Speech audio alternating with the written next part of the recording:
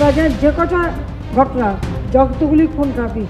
গণ অভ্যুত্থানে ক্ষমতাচ্যুত হয়ে ভারতে আশ্রয় নেওয়ার পর প্রথমবারের মতো যুক্তরাজ্য আওয়ামী লীগের শীর্ষ ৫ নেতা দিল্লিতে গিয়ে সাবেক প্রধানমন্ত্রী শেখ হাসিনার সঙ্গে সাক্ষাৎ করেছেন।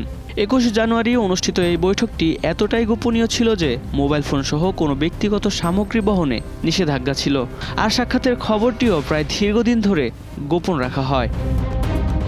বৈঠক সংশ্লিষ্ট সূত্র জানায়, ভারত সরকারের কঠোর নিরাপত্তা বেষ্টনীর মধ্যেই এই সাক্ষাৎ অনুষ্ঠিত হয়।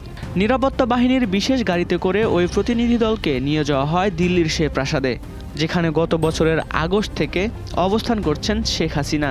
সেখানে ৫ ঘন্টা অবস্থানকালে শেখ হাসিনা নেতাদের সঙ্গে রাজনৈতিক পরিস্থিতি, দেশের ভবিষ্যৎ এবং দলের সামনে থাকা চ্যালেঞ্জ নিয়ে বিস্তারিত কথা বলেছেন।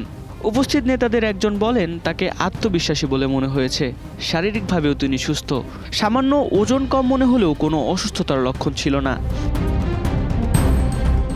বিদেশ থেকে দেশে রেমিটেন্সের টাকা আসে নিরাপদে। তাই আজই আপনার আপনজনকে বলে রাখুন, রেমিটেন্সের টাকা যেন শুধু নগদেই পাঠায়।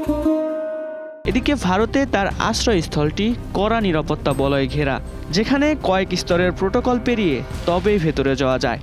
সূত্র বলছে, দিল্লির এই সুসজ্জিত প্রাসাদে শেখ হাসিনাকে ঘিরে আছেন বহুজন, কেউ নিরাপত্তার দায়িত্বে, কেউ আবার ব্যক্তিগত সেবায়।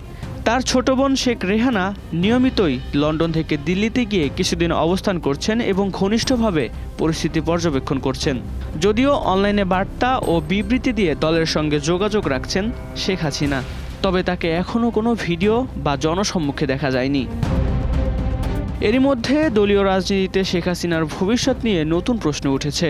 সম্প্রতি আল জাজিরাকে দেওয়া এক সাক্ষাৎকারে তার ছেলে সজীব ওয়াজেদ জয় ইঙ্গিত দেন, আওয়ামী লীগ যদি আবার রাজনীতিতে ফেরার সুযোগ পায়, তবুও শেখ হাসিনা নেতৃত্বে ফিরবেন এ সম্ভাবনা ক্ষীণ।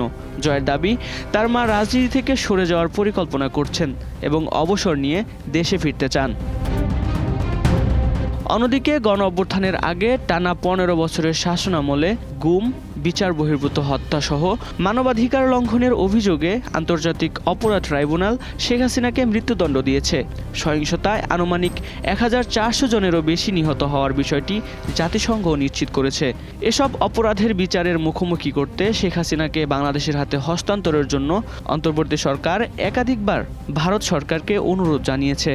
যদিও দিল্লি এ বিষয়ে এখনও কোনো স্পষ্ট অবস্থান নেয়নি, আর ভারতের এই নীরবতাই বর্তমান রাজনৈতিক অস্থিরতায় নতুন মাত্রা যোগ করেছে। Text report, ২১ television.